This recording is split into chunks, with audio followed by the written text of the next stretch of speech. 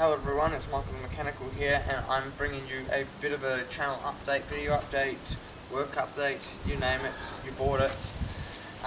So this job here that I've got, I'm still working, and it so far hasn't exactly paid off yet, but it has been helping with some of my financial crisis issues, like servicing the vehicle, registering, and I just renewed my license for 2 years, because it's all I can afford.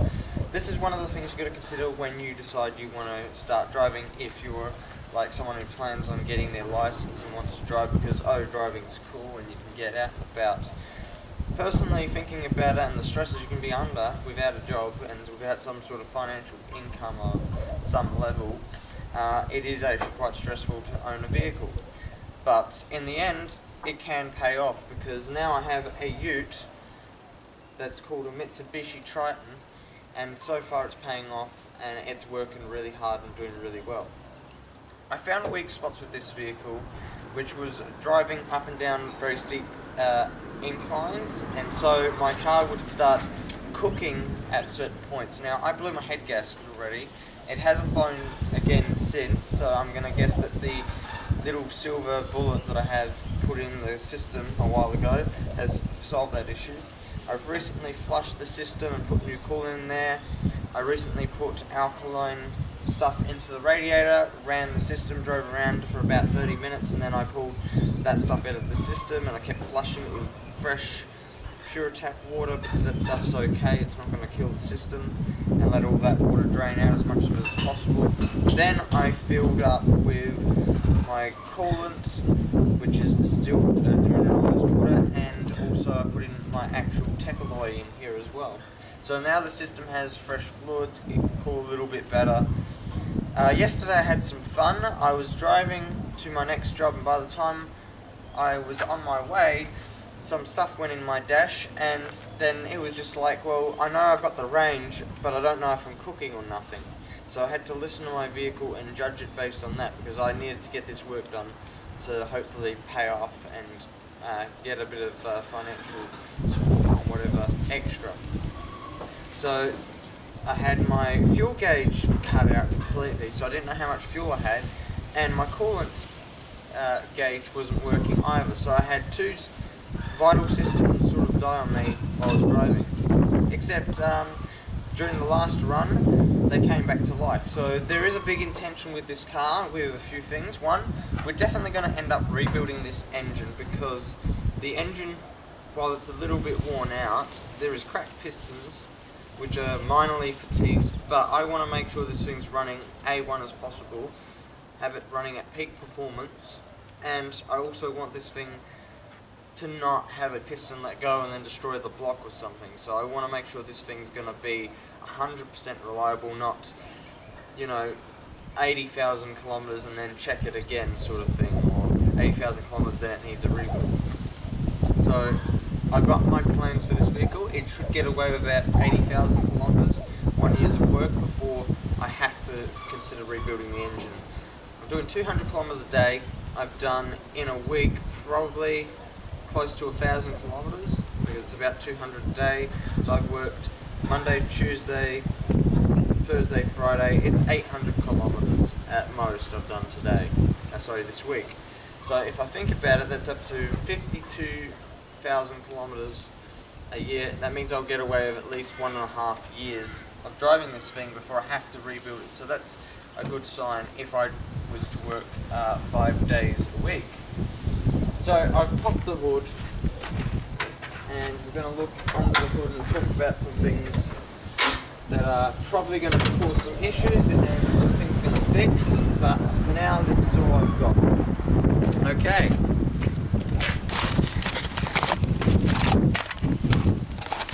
Okay, so one of the things I'm going to fix is this water bottle. Now this thing wobbles around like crazy. I almost lost the lid because this thing fell off. It was actually over here under the hood, so I don't know how it got over there, but it was over there. The rocker cover needs to be cleaned up, welded again, and fixed. The injection pump is getting replaced with another one that we now have, so then we can build that Pajero there and put it back together so Dad can drive it.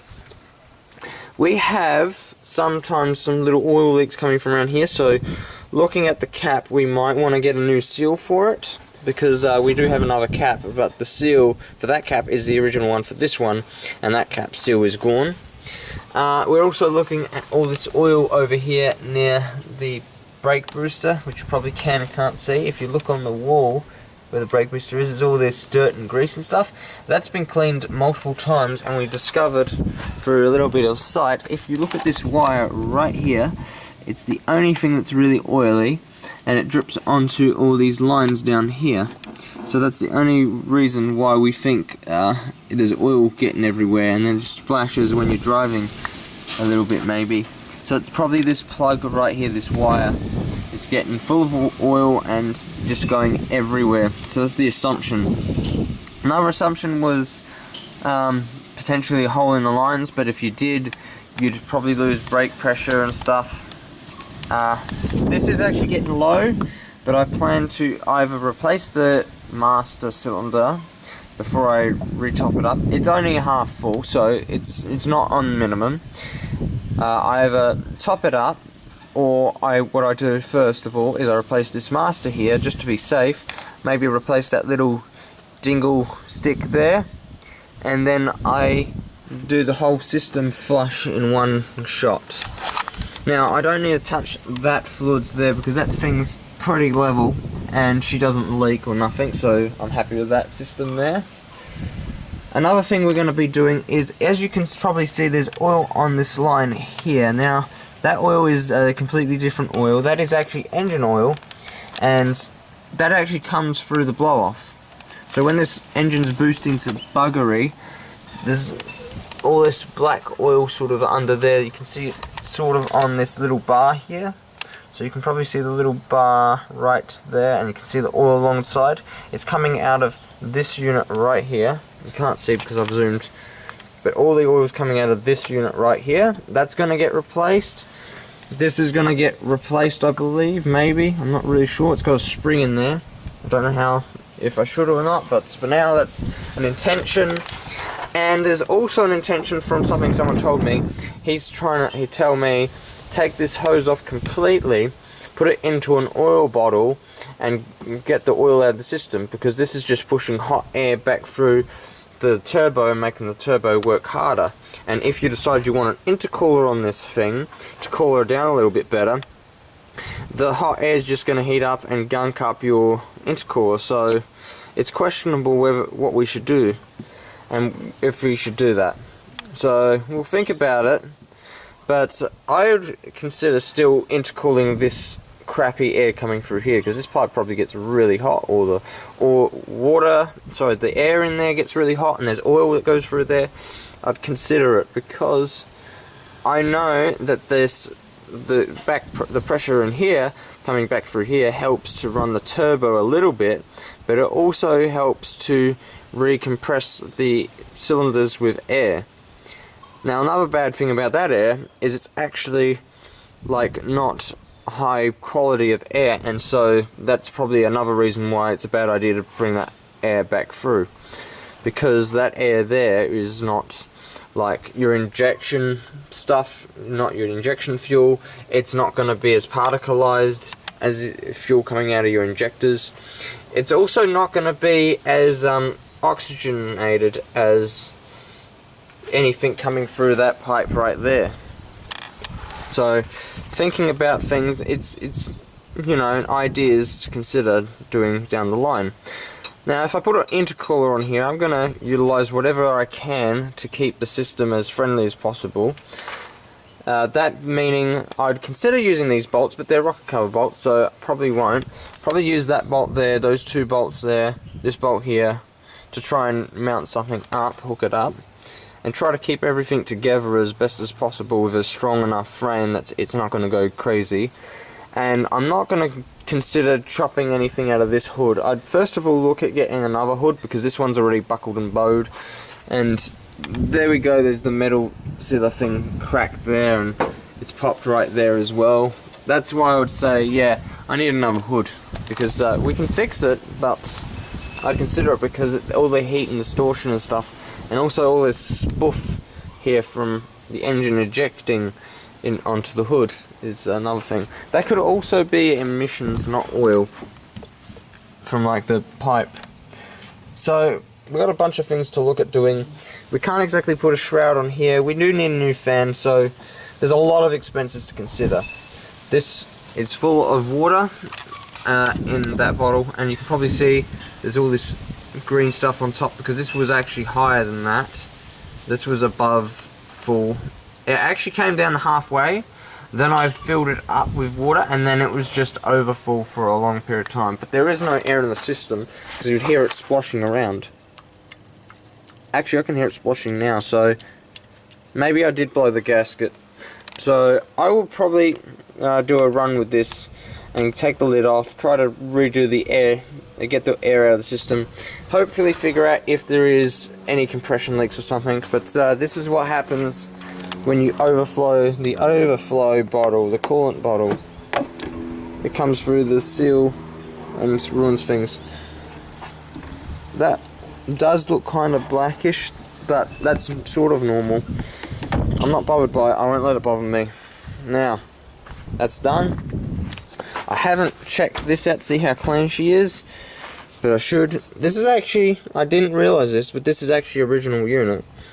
This here, however, is not original. This actually is meant to have like a box, I think, coming here, in which it gets air through the system. So I don't know exactly, but that's what I've seen. Now, I'm not really sure what's next, other than maybe talking about the dash, some wiring, and some issues I've already had.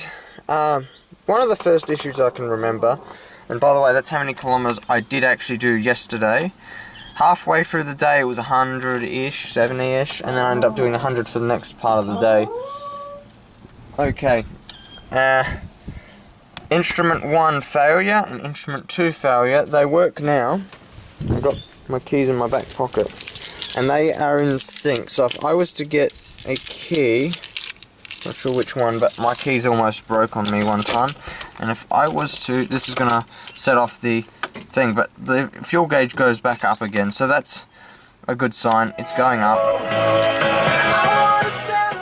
Nope, don't want to hear the radio. I'll get in trouble for that. But the fuel gauge goes up. The coolant gauge isn't going anywhere, but that's okay because it's cold and it's still going up. I've got half a tank of fuel left, so that's also a good thing. So we don't have an oil gauge that works yet, but that's a thing that will be later in the future to consider. But I'm not starting the car up, even though I've wasted a bit of power. Another thing that I should note about the car is a major... Oh, I found another set of keys in my pocket. I didn't even realise they were in there. Another thing that went wrong is if you look at this, you can probably see that, oh, there's a little box here that's changed. Now if we look at this, it says heater chauffe to like 9. Oh. Now I'm going to point out exactly what's going on here. I've got too many keys. But first of all, grabbing this spare up. So if you look at this diagram, you can see there's a fuse missing. Now if you look in that hole, you can probably see it's really yucky looking, and that's because there is an issue.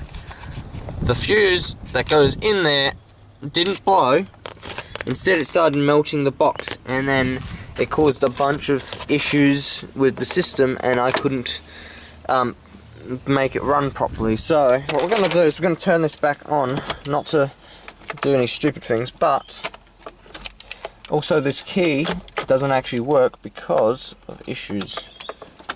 Now, why are you not working? That is blowing harder than it ever did. So I can hear the fans blowing, I can hear the air coming through, and I can feel it as well. And also this setting works.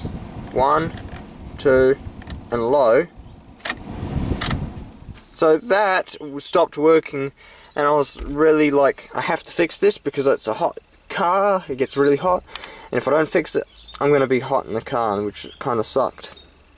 So I ended up fixing this by changing the fuse location and going from a 20 amp fuse to a 15 amp fuse. Yeah, I know I cheated, I put it says 15, but you know, 15 amp fuse for something else, and I decided, yeah, I'm putting a 15 in there. I want it to blow, I don't want it to do what it's done and give me crap and break and whatnot.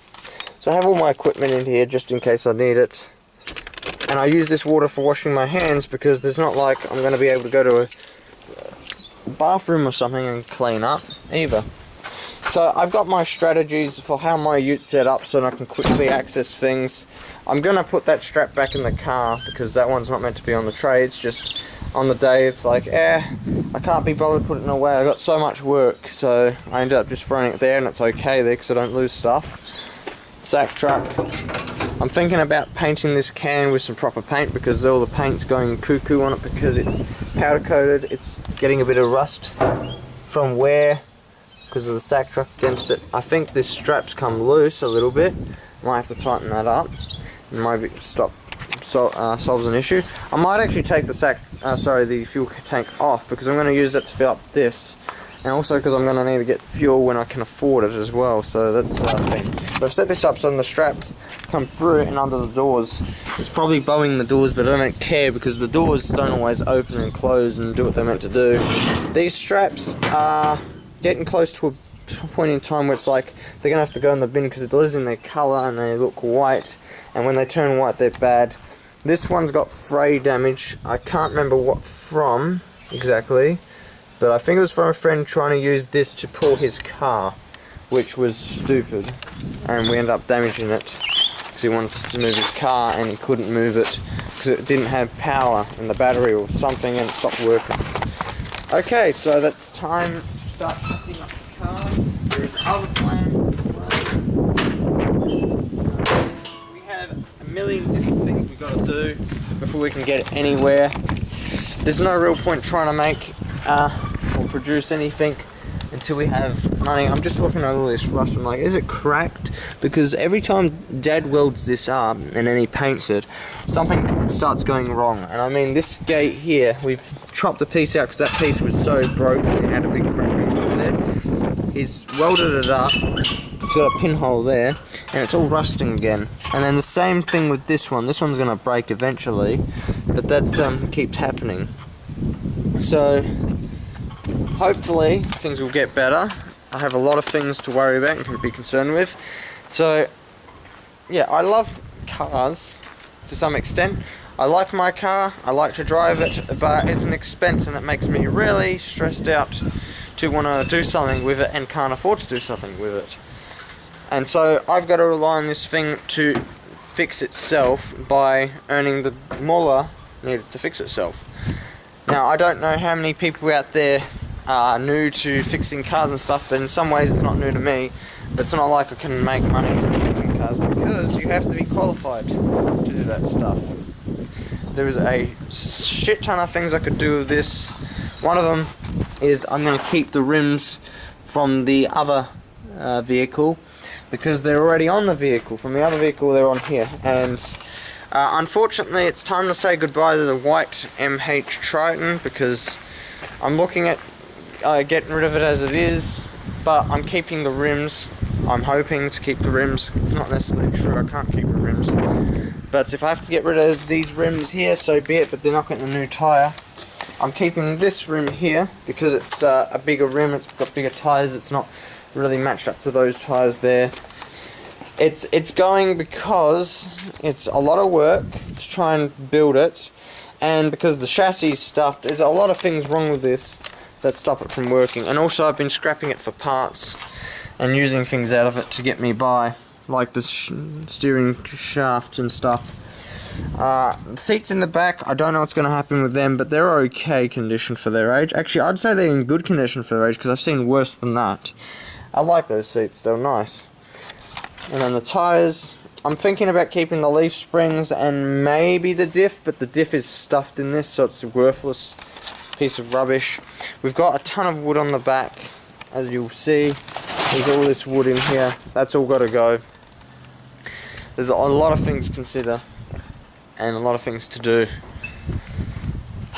So this car is either going to get the chop and go on the back of the black ute and go down the scrapyard, or it's going to be parted out or it's going to just take the good parts off that we want off of it, put them to the side, keep them, and get rid of any, sell whatever we can that we're not going to be able to use. Like this door here is in really good condition. I'd keep this door.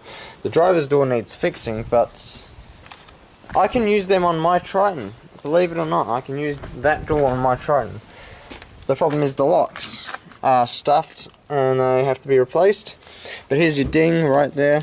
Other than that, every panel's okay. This one has a little ding here. Pretty straight besides that. I never put the dings in there. They're already in here when I got it. This one here looks pretty straight, but when you get down here, pinhole. Same, the hood is dinged up all along here and it's got some dings in the hood somewhere, but it's nice and neat for what came out of it. There's not really any rust here, but it's original manufacturer's fault there. And yeah, a bunch of other things to consider and think about. It would actually be cool to be able to build this thing. I think there's redbacks living in the car as well. The dash is all buggered up. Look at the dash. Ooh. Scrunchy away. Yeah. So, while I'd like to have a white Triton like this, I think I'll just buy one as whole one day when I have money. White tartar will end up going because we know the tartar here, and I mean this tartar here, it'd be a good project car maybe to put a different driveline in it one day, should this driveline crap itself, but it's a lot of work. It's got a very heavier rear end than mine for the springs. I don't know what else is heavy about it, but there's a lot of work to have to go into this to get to the point where it's like really good. And there's a lot of things good about it, there's a lot of things bad about it. I'm not sure, but I know that I don't really like this car much because of what it'll take to fix it should it break down.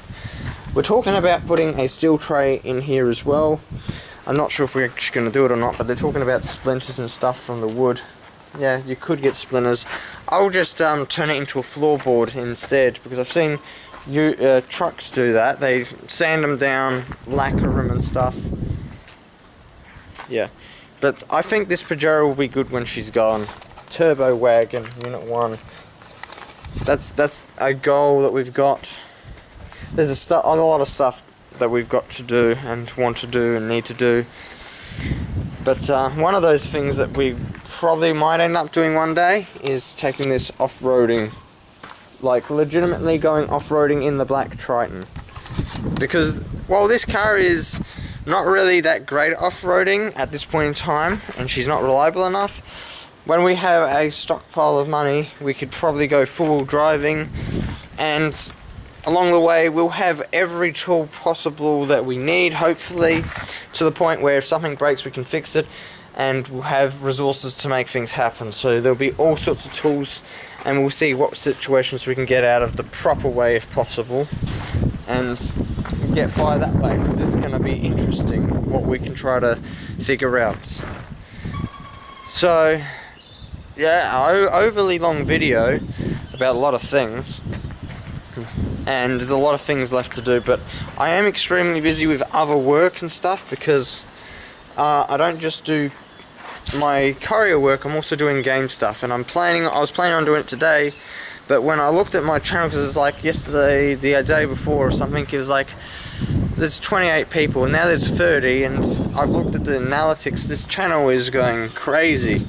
We're already at 30 subscribers and we've gained 7 in the last month, so that's really cool to know, because I've never had that sort of stuff happen on any of my other channels, like it start blowing up like that. But anyway, car stuff aside, I got work to do, and I should really be consistent with videos, but as you know, building cars is not an easy task, fixing cars is not an easy task. I love those silver stripes. I don't know if I can transfer that sort of idea on anywhere else. I might try to artify this in the sense that I might try to do a bit of a design and see what we can do, because when this thing gets painted then we can add more stripes and make it look a little bit nicer and neater. So this gives it power look. It gives it that stance sort of look that feels powerful and fast. It feels that way already with that, except it seems dirty. So other work left to do, and it's important work. We got to put a plate in here sometime to protect the engine from getting hit by rocks. And I need to replace that windshield, and not because of any reason, but I've been hit by rocks so many times. There's little chips in the window. You can see one there, there's one here, there's a lot of little chips there. It doesn't clean properly and it's ruining my wiper blades, since it's like, they don't look torn up, but they are not working the same way. They hit those points and they struggle. I have to clean the windscreen because it's just getting too crappy. I need a new windscreen. You know what, while we're at it, last thing we can look at before we go, and we can do it together rather than me on my own, is look at scrapping this and taking this windscreen out. I don't know how good this one is, but this one doesn't look like it has any dings or dents in it, and it looks pretty clean and straight compared to mine. I'm going to use this windscreen. This windscreen's going in my car. Laminated safety glass. Cool. Actually, does mine have that sticker on it? Ooh, that's going to be interesting. I want to know if mine has that sticker on it. Bottom corner. Oh, it does look like it. Although it's not there, someone scrubbed it out. So there was a sticker maybe there, but it looks like it's been painted or something. I don't know. But anyway, guys, I better let you guys go. You better let me go. I gotta go clean up. That's gonna go in the bin sometime. I don't know when, but it's gotta go in the bin. Thank you for watching. I'm out of breath now, so it's definitely the time to go. Thank you for watching. Take care, everyone. And I hope your projects go well in your own time, unlike the white Triton here, which is going to go, unfortunately. So, bye-bye white Triton, whether you get chopped up and thrown in the bin. And that's probably a wasp, and I'm going to go now. So, bye.